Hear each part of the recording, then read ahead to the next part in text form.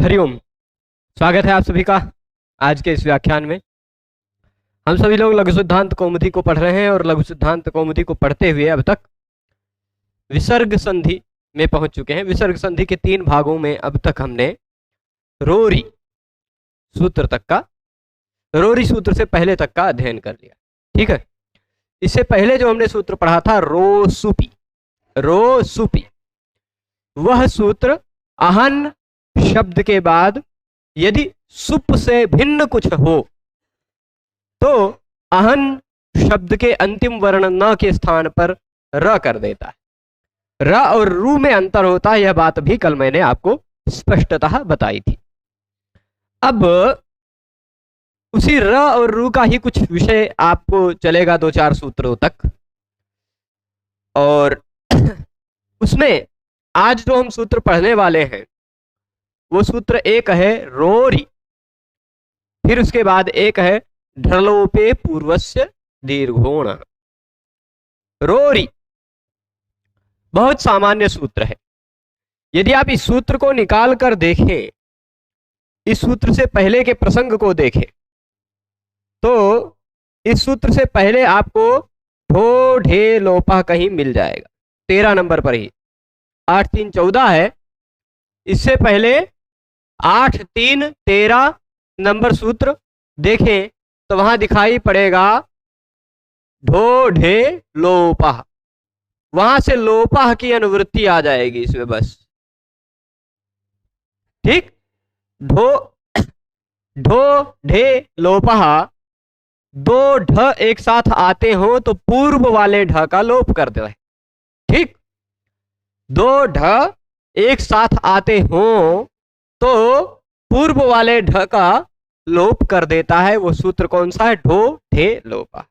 ढो यानी ढकारस्य, ढ के स्थान पर लोपा, लोप होता है, ढकार का लोप हो जाता है। कब? ढे, यदि वह ढ के पूर्व में हो तो। ठीक है, तो जैसे अभी उदाहरण और सबका मिलेगा, पर उससे लोपा की अनुवृत्ति आई है। यहां ढोढे लोपा का प्रसंग नहीं है, यहां रोरी सूत्र हम पढ़ रहे हैं। तो रोरी में जो अनुवृत्ति आती है, अनुवृत्ति से सिद्ध होने वाला जो रोरी का अर्थ है वह रह री लोपा, यह तात्पर्य होगा। रह मतलब रकार का लोप होता है। कब? यदि वह रकार नहीं, रेफ, रादिफा, रकार बोल जाते हैं कभी, है र मतलब रेफ का लोप होता है। ठीक, रेफ का लोप होता है कब? यदि वह रेफ से पूर्व में हो तो। इस रह में लगी हुई षष्ठी विभक्ति और इस रह में लगी हुई है, इस री में लगी हुई है सप्तमी विभक्ति। तो यदि र से पूर्व में आता हो र, तो उस पहले वाले र का लोप हो जाता है। ठीक, यानी संस्कृत जगत में कोई भी ऐसा शब्द नहीं मिलेगा जिसमें आपको 2 र एक साथ दिखाई पड़ जाएं। 2 र एक साथ दिखाई पड़े, ऐसा कोई शब्द नहीं मिलेगा। ठीक है, तो नियम क्या है? रोरी। ठीक है, पहले वाले र का लोप हो जाता है, पहले वाले र का लोप हो जाता है यदि तुरंत बाद में फिर से र हो तो। ठीक, तो 2 र एक साथ नहीं दिखाई पड़ सकते, यह तात्पर्य हुआ। खाली इतना है इसका। जैसे आप देखिए रेफस्य, रह का अर्थ क्या लिया? रेफस्य, रेफ के स्थान पर, यदि उसके पर में रेफ हो तो लोप हो जाता है। रेफ के स्थान पर, रेफ के परे होने पर लोप हो जाता है। अब जैसे एक र ऐसा आया, एक र ऐसा आया, तो पहले वाले र का लोप होगा। इतना सामान्य सा अर्थ है रोरी का। ठीक है, ये सामान्य सा अर्थ समझ रहे हैं सभी लोग? समझ गए हैं रोरी का? चलिए उदाहरण देते हैं हम, उदाहरण देते हैं। उदाहरण ऐसा, यहां जगह है तो हम फिर दूसरा पेज नहीं खोलते हैं, पुनर् रमते, पुनर्रमते। अब आप देख रहे होंगे कि दो दो रेफ एक साथ दिखाई पड़ रहे हैं कि नहीं, है ना। तो रोरी कहेगा र है, उसके तुरंत पर में फिर से र दिखाई पड़ता हो तो पहले वाले र का लोप हो जाता है, पहले वाले र का लोप हो जाता है। चलिए हमने कर दिया लोप, पुनः रमते। इतना तक पहुंच गए सभी। दो र एक साथ नहीं आ सकते, यही रोरी का मतलब है। दूसरा भी उदाहरण लेते हैं। जो जो उदाहरण यहां दिए हैं उन उदाहरणों को लेते हैं। शंभुर राजते, ठीक, यहां भी दो र एक साथ आ रहा है। रोरी ने कहा कि र का लोप हो जाए, शंभु राजते। यहां तक पहुंच गए।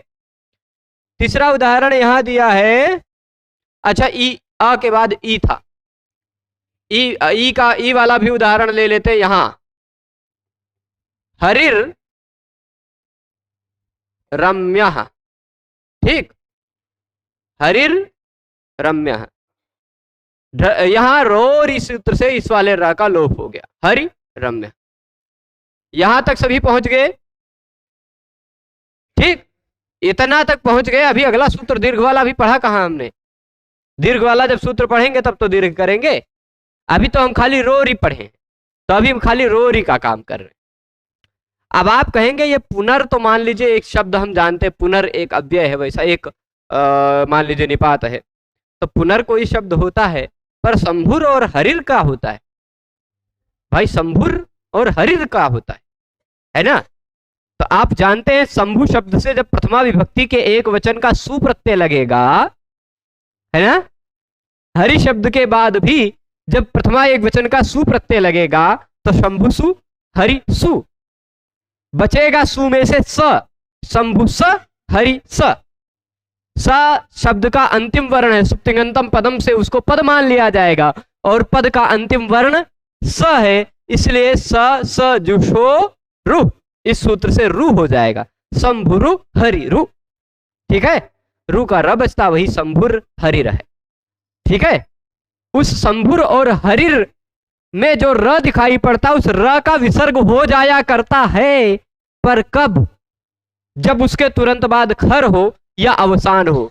यहां उसके तुरंत बाद खर नहीं है, र खर में नहीं आता है ना, तो उसको विसर्ग नहीं हो पाया, उसका रोरी से लोप हो गया, ठीक है।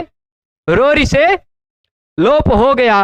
अब जब लोप होता है तो लेप नहीं, लोप होने के बाद कुछ और काम होता है। वह काम जो होता वो इसको देखिए। ढ्रलोपे पूर्वस्य दीर्घोण, ढ्रलोपे पूर्वस्य दीर्घोण। इस सूत्र को यदि आप तोड़ेंगे, इस सूत्र को क्या करेंगे, तोड़ देंगे यदि, तो आपको क्या निकल के आएगा, क्या मिलेगा? ढ्रलोपे पूर्वस्य दीर्घोण। ढ्र में आपको ढ और र दोनों दिखाई पड़ रहे होंगे, दिख रहा है, ढ और र दोनों दिख रहे हैं। तो और र भी दिखाई पड़ रहा होगा, है ना। क्या है ये ढ है और ये र है, र पूरा मान लीजिए, ढ और र मिलकर क्या हो जाता है? ढ्र, ठीक है। तो ढ्र लोपे मतलब ढ और र का लोप हुआ हो यदि। अच्छा, ढ्रलोपे में कौन सी विभक्ति लगी है? सप्तमी लगी है ना, सप्तमी लगी है। तो ढ्रलोपे का मतलब क्या होता है? यहां ढ्रलोपे में जो सप्तमी लगी वो निमित्त वाला मान लीजिए कि ढ के लोप का निमित्त और र के लोप का निमित्त, ढ के लोप का निमित्त या र के लोप का निमित्त यदि तुरंत पर में हो। ठीक है। अच्छा, दो लोप हो, हमने दो लोप पढ़ा, दो प्रकार का। संस्कृत में दो वर्ण ऐसे हैं जो दो दो बार लगातार एक साथ नहीं आ सकते। दो ढ एक साथ नहीं आ सकता, ढो ढे लोप से उसका बाद वाले का नहीं, पहले वाले का लोप हो जाता। दो र संस्कृत में किसी भी शब्द में एक साथ नहीं आ सकते, पहले वाले र का रोरी से लोप हो जाता है। ठीक है, तो शांत रहो। हाँ, दो र और दो ढ एक साथ नहीं आते, तो ढ का लोप हुआ हो या र का लोप हुआ हो, किस कारण होगा भला बताइए। ढ का लोप और र का लोप भला किस कारण से होगा। ढ का लोप का निमित्त ढ ही है। ढोढे लोपा ने कहा कि बाद में ढ हो तो पहले वाले ढ का लोप कर दो, तो ढ का लोप किया गया पहले वाले का, उसका कारण क्या है, बाद वाला ढ। रा का लोप किया गया यहां इन तीनों उदाहरणों में, उसका कारण क्या है, बाद वाला रा। तो ढ के लोप का निमित्त जो ढ है, रा के लोप का निमित्त जो र है, र के लोप का निमित्त तो र ही है ना। इसी र के कारण इस पहले वाले र का लोप हुआ, इसी र के कारण इस पहले वाले र का लोप हुआ, इस र के कारण इस पहले वाले र का लोप हुआ। तो ढ के लोप का निमित्त जो ढ बाद वाला ढ है, र के लोप का निमित्त जो बाद वाला र है, उसी को ढ्रलोप कहा जाता है। ठीक, ढ्रलोप में दो चीज छिपा हुआ है, ढलोप रलोप, ढलोप और रलोप दो छिपा हुआ है ना। ढ के लोप का कारण और र के लोप का कारण यदि तुरंत पर में हो तो पूर्वस्य अणः दीर्घ। पूर्वस्य यानी उस ढ और र, उस ढ और र से पूर्व में आने वाला जो वर्ण है, उस वर्ण के स्थान पर कुछ कार्य करने की बात चल रही है ना। पूर्वस्य अणः, पूर्वस्य में भी षष्ठी लगी है, अण में भी षष्ठी लगी है। अण मतलब कौन सा वाला अण लेंगे, अण मतलब क्या, आ ई उ, काहे आ ई उ रिल्ली ए ओ आई ओ हाया वारा ला ले लें तो कौन दिक्कत है, दिक्कत, क्योंकि आपने अनुदित सवर्ण से चा प्रत्यय में पढ़ा है कि अनुदित सवर्ण से चा प्रत्यय सूत्र के सिवाय जितने भी अण किसी भी सूत्र में कहे जाएंगे, उस अण का मतलब पूर्व वाले अण का। ठीक, इतनी बात समझ गए हैं। तो यहां अण मतलब क्या है, अ ई उ। ठीक, यही तीनों तो होगा अण का मतलब। तो ढ और र का लोप हुआ हो, ढ और र का लोप हुआ हो, उस ढ और र के लोप का निमित्त यदि तुरंत पर में हो तो पूर्व में आने वाले अण के स्थान पर दीर्घ हो जाया करता है। यही इस सूत्र का मतलब है। यह सूत्र स्वयं में पूर्ण है, इस सूत्र में ही आने वाला शब्द से ही पूरा अर्थ निकल कर आ जा रहा है। ठीक, अब देखिए ढ का मतलब ढ्ररोपयो ले लिया, ढ्र में ढ और रेप दोनों है ना, ढ्ररेपयो। ढ और रेप ये दोनों के लोप का जो निमित्त है, इन दोनों के लोप का निमित्त क्या है, ढ के लोप का निमित्त बाद वाला ढ होगा, र के लोप का निमित्त बाद वाला र हो, तो निमित्त यो सप्तमी लगी है।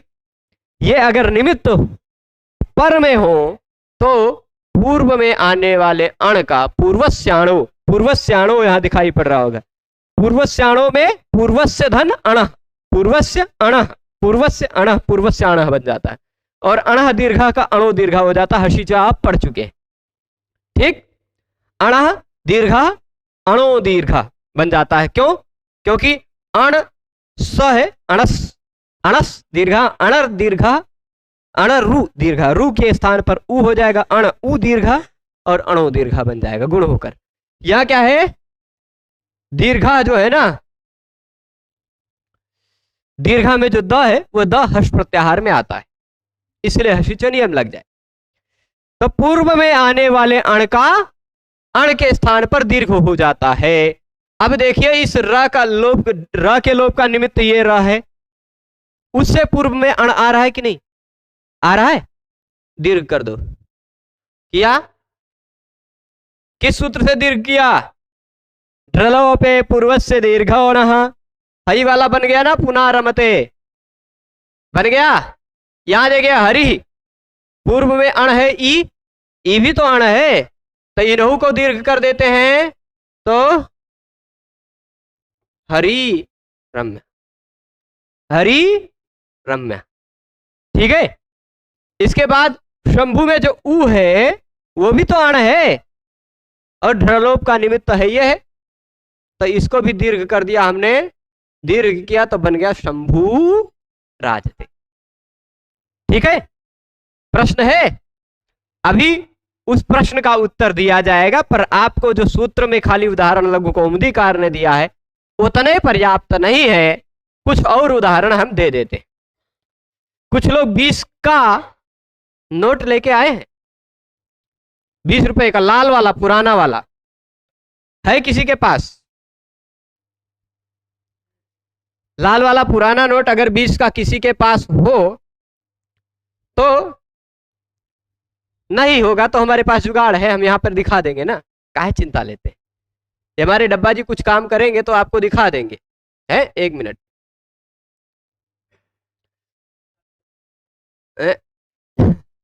नेट यहां से चालू हो चुका है और हम यहां पर आ जाते हैं और यहां कनेक्ट हो चुका है और यहां पर हम लिख देते हैं 20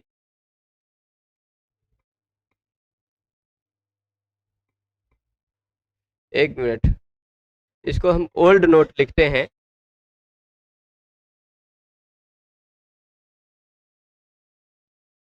₹20 का ओल्ड नोट हम लिख के खोज लेंगे तो ये हमें मिल जाएगा। मिला? ऐसा वाला नोट, इस नोट में जब आप देखेंगे तनी साफ साफ दिखाई जाता है तो बढ़िया मजा आता। साफ नहीं दिख रहा है ना इससे, पर यहाँ नीचे से हाँ दिख गया, क्या बात है। तनी जूम हो जाओ, हाँ ये दिख रहा है। ये तनी नीचे आप देखिए, संस्कृत भाषा में लिखा है, टी पे बड़ी की मात्रा छिड़ी है ना, चढ़ी है। नए वाले नोट में नहीं है, नया वाला नोट देख लीजिए, नए वाले में नहीं मिलेगा, वहां 20 रुपए का लिखा है। ठीक है, ये थोड़ा पुराने वाले में सही था। तो अब होता क्या है, हाँ वह 20 लिखा, 20 छोटी ई की मात्रा लगी है, लेकिन होना चाहिए दीर्घ वाला। ठीक है, अब चलिए देखते हैं क्या होता है। विंशत्याद्या सदैकत्वे सर्वा संख्येय संख्ययो, ऐसा नियम है। उस नियम के आधार पर 20 भले ही इसका मतलब 20 होता है, पर वह हमेशा एक वचन में प्रयोग होता है। सु प्रत्यय लगेगा, बचेगा 20, सु में से स बचेगा, 20 है ना। ससो रू से जब 20 के स का रू हो जाएगा तो 20 हो जाएगा, रू का र बचेगा। 20 रूप्यकाणि, 20 रूप्यकाणि। अब देखिए 2 र एक साथ आ गया तो रोरी लगेगा कि नहीं लगेगा? लग गया। और रोरी जब लगा है तो ढ्रलोप का निमित्त है, ढ्रलोपे पूर्वस्य दीर्घोण। ठीक, तो दीर्घ हो गया, ऐसा वाला बन जाएगा 20 रूप्यकाणि बन गया। बड़ी ई वाला भी लग गया ना, ये तो कहीं नोटवा मिल गया, दिखाना पड़े, नहीं तो वैसे अगर कोई नोट लेता तो दिखाते, कैमरे से साफ नहीं दिखाई पड़ता, यहाँ ज्यादा अच्छा दिख गया ना। दिमाग कभी कभी ऐसा कुछ उपाय खोज लेता है हमारा। चलिए फिर से आ जाओ,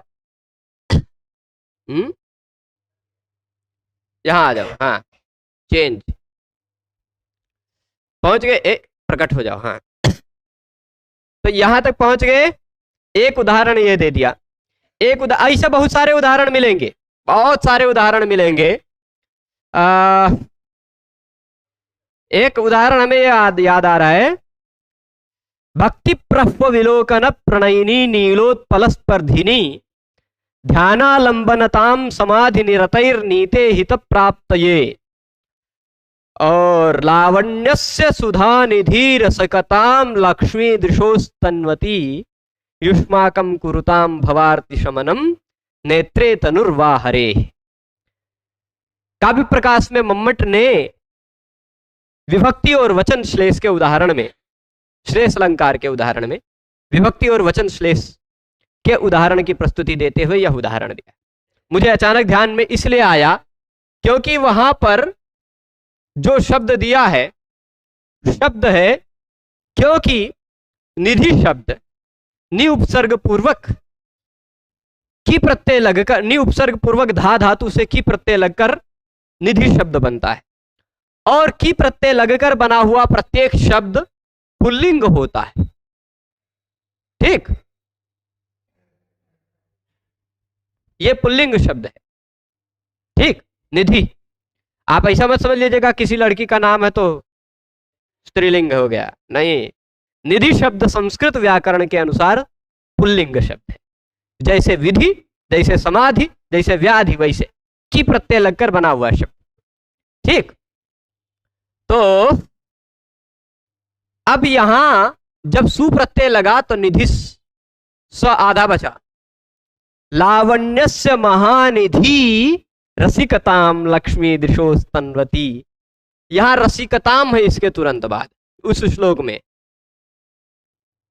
ठीक, रसिकताम को हम पूरा मां कर देते हैं तुरंत। अभी हम लक्ष्मी दृशो का लक्ष्मी नहीं लिखने जा रहे हैं। तो निधिस रसिकताम, स को रू हुआ, निधिर रसिकताम, र का लोप होगा। तो वैसे ही लावण्यस्य महानिधि रसिकताम लक्ष्मी दृशोस्तन्वती। ठीक है। और अच्छा चलो ऐसा है, शुभैरायाति देवत्वम अशुभैराजसीम तनु।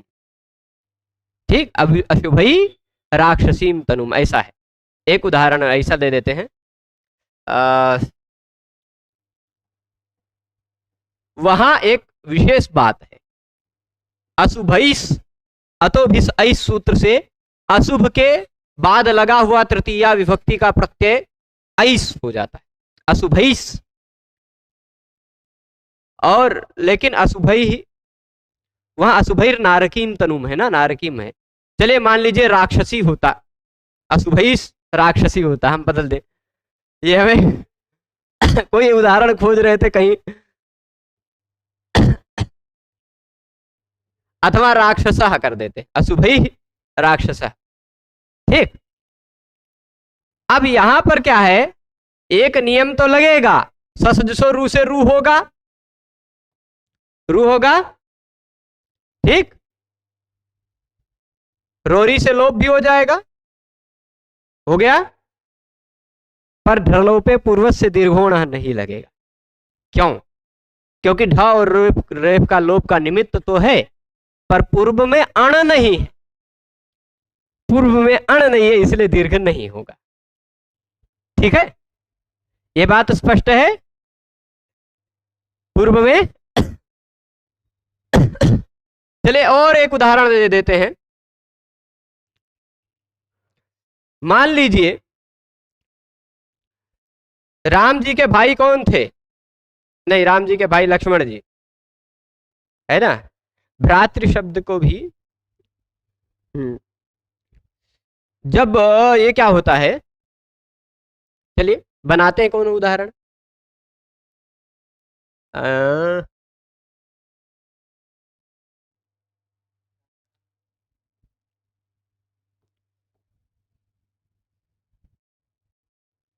देखिए,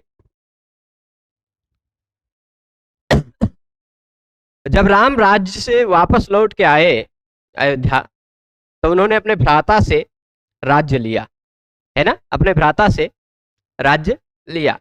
इस अर्थ में भ्राता ने उनको राज्य दिया। ठीक, तो वह राज्य, अथवा ऐसा कह दे, जब राम वन गए, भरत उनको मनाने गए, लौट के आए, नहीं माने वो, तो भरत ने अपने भाई का राज्य पालन किया। राज्य तो राम का ही था, तो भ्रातुः राज्यम, ऐसा हम कहना चाह रहे हैं। ठीक, भ्रातुः राज्यम मूलतः शब्द है भ्रातृ, है ना। और उससे जब प्रत्यय लगता है, ngसी या ngस लगता है, तो बचता है अस। ठीक, ngसी और गस लगता है तो बचता है अस। और ngसी ngसोश्च प्रायः सूत्र है। ngसी ngसोश्च देख लेते हैं। प्रायः मुझे ऐसा लगता है कि ngसी ngसोश्च है, फिर भी ये ऐसा क्या कहते हैं, ऊ होता है।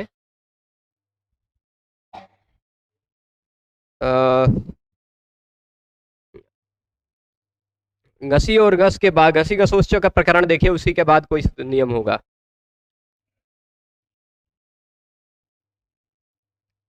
घसी घसोश्च मतलब ये क्या होगा, यहां ऐसा हो जाएगा उर, अरे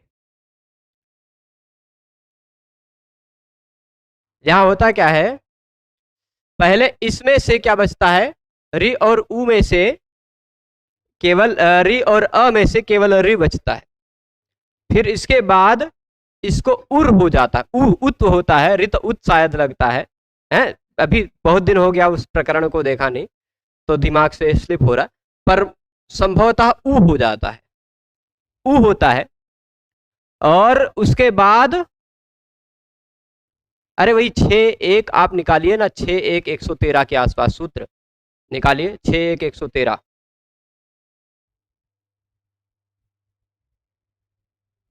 आयत एक 6-1-113 क्या है, 6-1-113, 13 नहीं बोल रहे, 110 से 113 के बीच में ही है वो। कौन सा सूत्र है, रित उत, ठीक है। और उसी से पूर्व में कहीं घसी घसोश्च से भी होगा, 110 है ना, घसी घसोश्च, फिर उसके बाद रित उत, वही प्रकरण हम बोल रहे थे, लेकिन दिमाग से कभी कभी हटता है। तो वह और घसी घसोश्च से पूर्व में पूर्व रूप वाला होगा, घसी घसी, और पहले कहीं पूर्व की भी अनुवृत्ति आती है वहां पर, अमी पूर्व से, है ना, 107 से चलेगा। तो पूर्व घसी घसोश्च पूर्व, घसी और घस का हो, घसी और घस का आ हो, और अति की भी अनुवृत्ति आती है, एंगा पदांतादति से, ठीक, एंगा पदांतादति से अति की भी अनुवृत्ति आती है। अब पूरा प्रकरण समझिएगा, यदि री के बाद घसी और घस का अ हो, री के बाद ध्यान दीजिएगा, री तो उत लगेगा, री के बाद घसी और घस का अ हो, तो री और अ के स्थान पर दोनों हट जाता है और दोनों के स्थान पर उ आ जाता है, ठीक। अब री के स्थान पर अ ई उ हो रहा हो, तो उरन रपरह सूत्र से वह रपर होकर ही जुड़ता है, ठीक। भ्रातुर राज्यम, भ्रातुर राज्यम, रात्सस्य, र के बाद संयोगांत स हो तो उसका लोप हो जाता है, ठीक। रात्सस्य ऐसा नियम लग जाएगा, र के बाद संयोगांत स हो तो उसका लोप होता है, और राज्यम है, यहां राज्यम तो है, है। अब दो र एक साथ आए, दो रात एक साथ आए तो पहले वाले र का लोप होता ही है, और जब पहले र का लोप हुआ हो तो ढलोपे पूर्व से दीर्घ होना, दीर्घ भी हो जाता है, ठीक है। इतना बात स्पष्ट है। तो कहीं भी र का दो रा एक साथ आते हो तो पहले वाले र का लोप होता है, और उस र का लोप हुआ हो तो पहले उससे पहले आने वाले अण का दीर्घ होता है। पर ऐसा नहीं है, देखिए र का लोप तो होगा ही, पूर्व में यदि अण आए तो ही दीर्घ होगा, अण नहीं आ रहा है तो दीर्घ नहीं होगा, अण नहीं आ रहा है तो दीर्घ नहीं होगा। जैसे मैंने अशुभ ही राक्षस वाला उदाहरण बताई, ठीक, वहां पूर्व में दीर्घ करने की आवश्यकता नहीं है। अब प्रश्न जो उठ रहा है, अणः किम, इस सूत्र में ढलोपे पूर्व से दीर्घोण में अणः क्यों कहा गया, ये प्रश्न पूछ रहे हैं। कोई बात क्यों कहा गया है, उसको जब हटा देते हैं तभी उसका महत्व समझ में आता है। तो अणः को हटाकर हम अर्थ समझ लेते हैं कि ढ और र का लोप हुआ हो तो पूर्व वाले वर्ण का दीर्घ हो जाता है। ठीक, ध और रेफ का लोप हुआ हो तो पूर्व वाले अण को दीर्घ हो जाता है। अब देखिए बना रहे हैं यहां त्रिढ़ और वृढ़, त्रिढ़ और वृढ़ बना रहे हैं। अगर अण पूर्व वाले वर्ण को दीर्घ होता है ना, अगर अण न होता, अण है तो पता चलता है क्या, और हाँ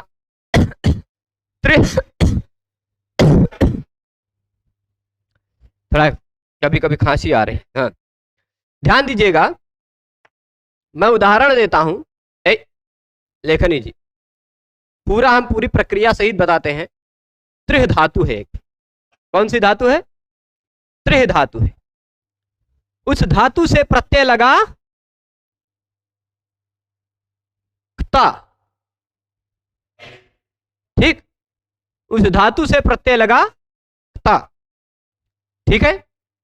क्ता प्रत्यय में से बचता है, पूरी प्रक्रिया ना समझ में आए तो खाली ये ढ और र का लोप वाला समझ में आएगा तो भी आपका काम चल जाएगा। क्ता प्रत्यय में से बचता है ता, लशक को तद्धिते से क की संज्ञा होगी, तसे लोपा से लोप हो जाता है।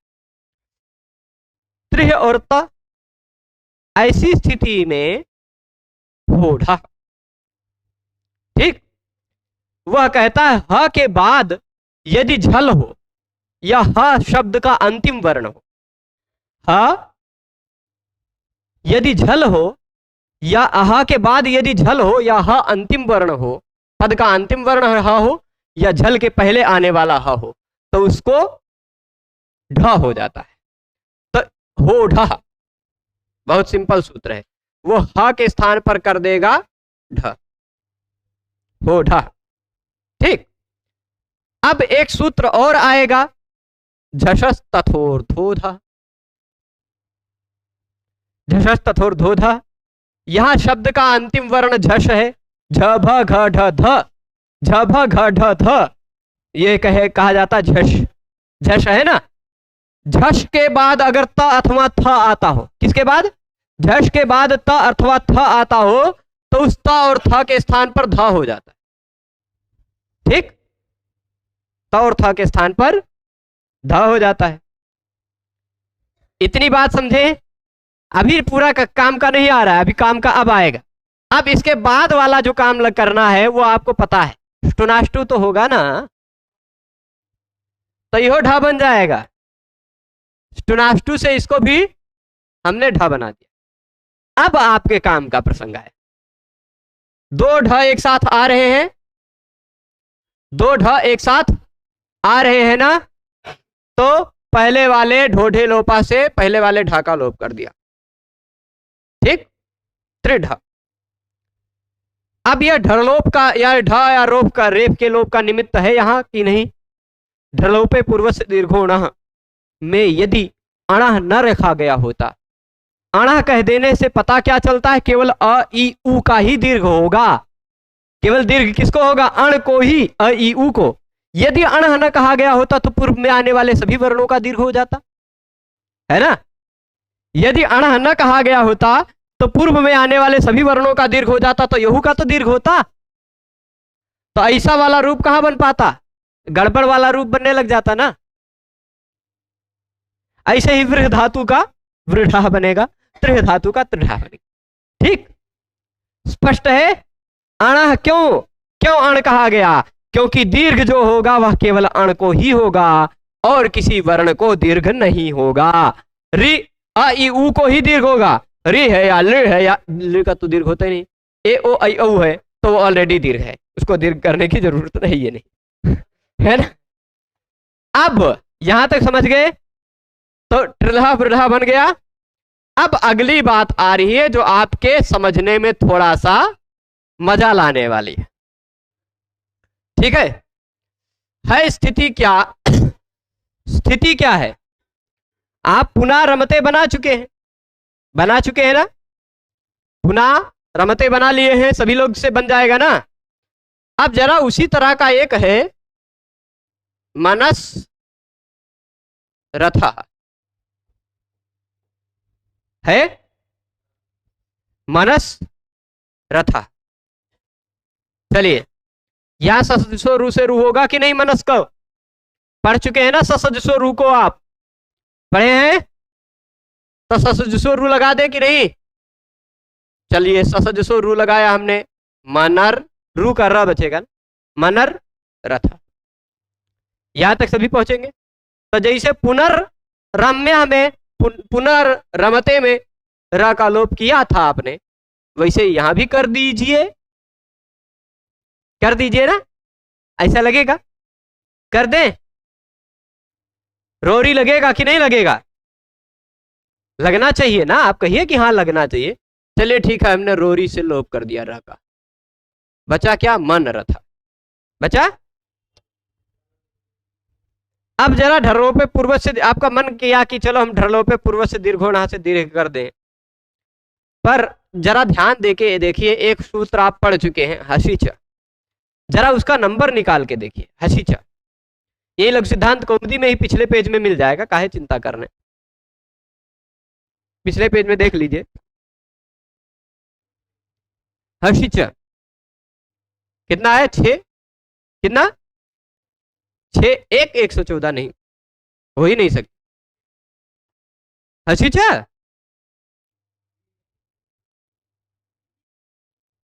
1 मिनट, 6 1 114 है। देख ले तनी, हमहू को थोड़ा अपने भरोसा नहीं हो रहा है। हाँ ठीक है, ठीक है, ठीक है, 6 1 114 है। और रोरी कहाँ का है? 8 3 14। आप जरा ये बताइए कि रोरी सूत्र ने जो र का लोप किया है, रोरी सूत्र ने जो र का लोप किया है, वो हसीचा को पता चलेगा? हसीचा को पता चलेगा कि यहां का र पर रा का लोप हुआ है? ढलोपे पूर्व से दीर्घोणा से आप दीर्घ भी कर दीजिए, रोरी को पता चलेगा क्या यहां दीर्घ हुआ है? नहीं ना, है कि नहीं? तो आप क्या करेंगे? हे प्रभु, यहां समझने में यही में तो प्रश्न है। मनस रथा था, मन रथा बना लिया थे हमने, है ना? अब जब हसीचा को तो यहां पर रू दिखाई पड़ रहा है ना, हसीचा को तो यहां र का लोप हुआ ऐसा पता ही नहीं चलेगा, क्योंकि रोरी सूत्र ने जो लोप किया है वह तो त्रिपादी का सूत्र है। त्रिपादी का सूत्र कोई भी कार्य करता है, वह कार्य पूर्व के सूत्रों को नहीं पता चलता है। तो हसीचा को नहीं पता चला कि यहां पर र का लोप हो गया, तो उसको हसीचा की स्थिति मैंने क्या बताई थी? पहले होना चाहिए अ, उसके बाद होना चाहिए रू, उसके बाद होना चाहिए हश, है ना? ये देखिए, मनर में ये रहा अ, उसके बाद ये रहा रू का र, है ना? उसके बाद ये रहा र जो कि हश है में आता है, ह व र ल यमंगाना न झभ घ ढ ध झभ घ ढ ध, उसमें र आता है ना? तो हसीचा लग जाना चाहिए कि नहीं? हसीचा लग जाएगा, इस र को बचाएगा नहीं, ऊ कर देगा। अच्छा, हसीचा ने यहां र का ऊ कर दिया है, वो रोरी को तो पता चलेगा ही, वो पूर्व से दीर्घोणा को तो पता चलेगा ही कि यहां ऊ हो चुका है, तो वो रोरी लोप कर ही नहीं पाएगा। ठीक है, ये बात स्पष्ट है। वही कह रहे मनस रथः इत्यत्र ऋत्वे कृते। मनस रथा में यहां पर जब हम स को रू कर दिए, ससजसो रू से, ऋत्वे कृते मतलब रू कर दिए, तो हसी च इति उत्वे, हसी च से ऊ होने की प्राप्ति है। हसी च ने कहा कि रू को ऊ कर दो, और रोरी ने कहा कि लोप कर दो, है ना? हसी च ने कहा ऊ कर दो और रोरी ने कहा लोप कर दो, तो आप क्या करेंगे? तो दोनों की प्राप्ति होने पर विप्रतिषेधे परं कार्यम, विप्रतिषेधे परम कार्यम, बहुत बड़ा सूत्र है, बहुत कंट्रोवर्शियल सूत्र है एक प्रकार का, आजकल की भाषा में कह दिया जाए। एक श्रीमान ऋषिराज जी विषय लेकर आए थे बीच में कुछ कि यह एक ऐसी पहेली है जो 2500 साल से किसी ने नहीं सुलझाई थी, हमने सुलझाई। वो 2500 साल की पहेली सुलझाने की जो बात कर रहे थे वो इसी सूत्र पर बात कर रहे थे। हाँ ठीक है, विप्रतिषेधे परम कार्य। उनका विपक्ष जो था वह पक्ष हम आपको कल बताएंगे, लेकिन अभी पहले अपने इस सूत्र में जो बातें बची हैं उस बात बता दें। ठीक है, तो अब देखिए, मनसरथः, ऐसी स्थिति में ऋत्व हो गया और ऋत्व की प्राप्ति होने, ऋत्व होने के बाद हसीच ने कहा ऊ करो और रोरी ने कहा लोप करो। तो विप्रतिषेध, दोनों काम एक साथ प्राप्त होते हों, दो काम एक साथ प्राप्त हो रहे हो, उसी को कहा जाता है विप्रतिषेध। ठीक, उसी को कहा जाता है विप्रतिषेध। विप्रतिषेध क्या है? तुल्य बल विरोध। विप्रतिषेध का मतलब यहां सामान्य में लिखा है तुल्य बल विरोध। ठीक, और तुल्य बल विरोध का मतलब क्या है वो उसके लिए आपको यहां पढ़ना पड़ेगा। यहां देख लीजिए, अन्यत्र अन्यत्र लब्धावकाशयोः एकत्र युगपत प्राप्ति ही तुल्य बल विरोध। अन्यत्र अन्यत्र लब्धावकाशयोः एकत्र युगपत प्राप्ति। ठीक, अब जैसे देख लीजिए, तुल्य बल विरोध का मतलब क्या होता है? व्याकरण शास्त्र में कोई ऐसा कार्य, कोई ऐसा सूत्र जो किसी उदाहरण में काम कर चुका है। ठीक, कोई ऐसा सूत्र जो किसी एक उदाहरण में काम कर चुका है, दूसरा सूत्र किसी दूसरे उदाहरण में काम कर चुका है, मतलब जो बलशाली सूत्र है, काम करने वाले सूत्र हैं, अन्यत्र अन्यत्र लब्धावकाश है, अन्य अन्य उदाहरणों में उनको अवकाश मिल चुका है, पर वही दोनों सूत्र यदि एक ही जगह पर एक ही उदाहरण में एक ही साथ लगने लग जाएं, उसी को कहा जाता है तुल्य बल विरोध। उसी को सूत्र में कहा गया है विप्रतिषेध। अब जैसे यहां पर क्या है, हसीच, कहीं उसके लगा तो है ना, कहीं आपने उदाहरण देखा, ये देवो हसति इत्यादि उदाहरण, कौन सा उदाहरण दिया था? हसीच का शिवो वंद्या। वहां उदाहरण में हसीचा को अवकाश मिल चुका है ना, लग चुका है ना। और रोरी ये पुनरमते हरि रम्या इत्यादि में लग चुका है ना। तो ये दोनों सूत्र काम करने वाले सूत्र हैं और दोनों सूत्र एक एक जगह पर अवकाश प्राप्त कर चुके हैं, एक अनेक जगहों पर, और एक ही जगह पर एक साथ लगने लग गए। मनरथ, इस स्थिति में मनरथ, इस स्थिति में र को ऊ करें कि लोप करें, ऐसी समस्या होने पर विप्रतिषेधे परम कार्यम ने कहा कि बाद विप्रतिषेध होने पर जो पर यानी बाद वाला सूत्र जो काम कहता है वह काम करिए। तो जरा नंबर देखिए। ठीक, विप्रतिषेधे परम कार्यम, यह सूत्र पढ़ने के बाद आप सुलझेंगे नहीं, उलझेंगे। सुलझेंगे कब? जब इसकी पूरी वृत्ति समझेंगे। ठीक, और इस सूत्र पर थोड़ा सा और विस्तार करेंगे। जरा देखिए, ये जो दोनों सूत्र हैं, ये दोनों सूत्र, एक कौन सा है? हसीच। ठीक, नंबर इसका लिख देते हैं 6 1, ठीक, 114, ठीक, 114। और इसका रोरी का नंबर आपको दिखाई पड़ रहा होगा 8 3 14। ठीक, अब बताइए पर वाला सूत्र कौन सा है ना? जहां दो सूत्र एक साथ लगने लग जाएं, वहां पर बाद वाला सूत्र जो काम कहता है वह काम करना चाहिए। ठीक, बाद वाला, ये ऐसा इसने कहा, विप्रतिषेधे परम कार्यम, या एक प्रकार की परिभाषा सूत्र है। ठीक, एक कैसा सूत्र है? परिभाषा सूत्र है। तो यह कहता है तुल्य बल विरोध होने पर जो वाला सूत्र जो काम कहता है वही कार्य होता है। ठीक, तो इसके कारण क्या हो गया? तुल्य बल विरोधे, इसका मतलब भी आप समझ गए होंगे। तुल्य बल, तुल्य बल मतलब ये भी बलशाली है, हसीचा कहीं काम करके आया है, और रोरी ये भी बलशाली है ना।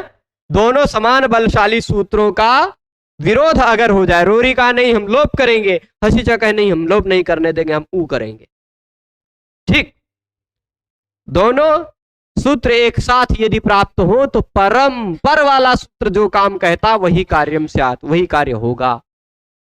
ऐसा इस सूत्र का मतलब है विप्रतिषेधे परम कार्यम का। ठीक, इति लोपे प्राप्ते, तो विप्रतिषेधे परम कार्यम के आधार पर प्राप्त क्या हो गया? लोप। मनर रथा में र का लोप कर दो, ऐसा प्राप्त हुआ कि नहीं? तभी पूर्वत्रा सिद्धम इति, पूर्वत्रा सिद्धम तो आपने पढ़ ही लिया है, पढ़ा है कि नहीं? पूर्वत्रा सिद्धम ने कहा कि चलो भाई रोरी से हम लोप कर डालते हैं, पर रोरी ने जो लोप किया वो तो पूर्वत्र असिद्धम है, यानी इसको पता ही नहीं चला कि लोप हो गया, है ना? इसको तो वहां पर रू दिखाई पड़ेगा। पूर्वत्रा सिद्धम इति रोरीत्यस्य असिद्धत्वात्, या देखिए रोरीत्यस्य बड़ा खतरनाक शब्द, इतना बड़ा शब्द लिखा हुआ है, इसको ऐसे मत समझिएगा। रोरी इत्यस्य, रोरी इत्यस्य असिद्धत्वात्, रोरी इस सूत्र के असिद्ध होने के कारण, असिद्ध है कि नहीं? इस सूत्र ने जो कार्य किया वो सिद्ध नहीं हो पाएगा, तो उत्वमेव, उत्व ही होगा, उत्व ही होगा, यानी रोरी से जो लोप हुआ था वो लोपवा दिखाई नहीं पड़ेगा, लोप असिद्ध हो जाएगा, तो उत्व ही होगा। क्या होगा? अब बचा जो यह है मनर रथा, भले ही रोरी से लोप कर दीजिए फिर भी पूर्वत्रा सिद्धम, ये लोप तो असिद्ध है। तो यहां पर हसीचा को यहां पर रू दिखाई पड़ रहा है, वो उस रू के स्थान पर ऊ कर देगा, मन उरथ उत्वमेव। ये प्रसंग समझ गए? समझ गए? तो अब उत्वमेव, ऊ अ और ऊ को गुण कर दीजिए, बन जाएगा मनोरथ। बना? मनोरथ बना यहां तक। अब एक बात ये हुई कि चलो एक व्यक्ति ने, जब मैं ये पढ़ा रहा था तो थोड़ा सा ध्यान से नहीं सुना था बेचारे ने, प्रश्न पूछ लिया। हो सकता है आपके मन में भी प्रश्न हो कि गुरुजी यहां तो मनर रथा जैसा है वैसे ही पुनर रमते भी था, एक जगह आप रोरी लगा रहे हो, एक जगह आप हसीचा लगा रहे हो, ऐसा कैसे? तो आपको बता दें पुनर्रमते में रू नहीं है, पुनर एक अव्यय है, पुनर एक अव्यय है। वहां स नहीं था कि ससो रू से रू हुआ उसका र बचा है, यहां पुनर का र है, ये रू नहीं है। और यहां मनर में जो आपको र दिखाई पड़ रहा वह रू है, तो जहां पर रू रहेगा वहां तो हसीचा लगेगा, हसीचा की मौका मिलेगा हसीचा को अगर, तो हसीचा लगेगा, है ना? और जहां पर रू नहीं है वहां तो आप रोरी करते रहो, रोरी कर दो, पूर्वधरणों पे पूर्व से दीर्घोणा से भी कर दो, कोई दिक्कत नहीं वहां। अब हरि रम्या इत्यादि में हसीचा क्यों नहीं लगा? शंभु राजते में क्यों हसीचा नहीं लगा? क्योंकि वहां अपूर्व में नहीं है, हरि में ई है, शंभु में ऊ है। हसीचा तब लगता है जब रू अ के बाद में हो, ठीक, अ के बाद में रू हो, फिर उसके बाद हर्ष हो, तब हसीचा लगता है। वहां तो ई के बाद रू है या ऊ के बाद रू है, तो वहां भी हसीचा की मौका नहीं। ठीक है, इतनी बातें स्पष्ट है। तो मनोरथा तक पहुंच गए हैं, केवल 2 सूत्र और बचता है, और विप्रतिषेधे परम कार्यम का भी की भी कुछ बात बचती है। उन बातों को कल, और कल लगभग सुनिएगा, प्रश्न है, हाँ प्रश्न पूछ लो बालक।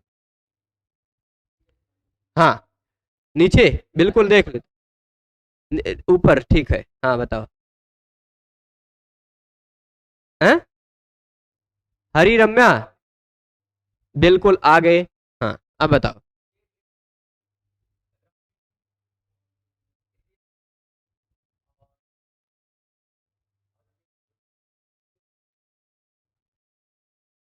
लग जाएगा, कोई दिक्कत नहीं, वो तो वैकल्पिक है।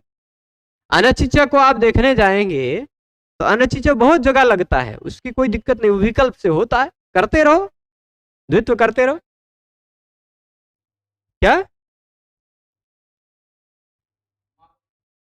म डबल कर सकते हो, बिल्कुल कर सकते हो। रम्या को रम्य डबल म करके बना लो, कोई दिक्कत नहीं, होता है।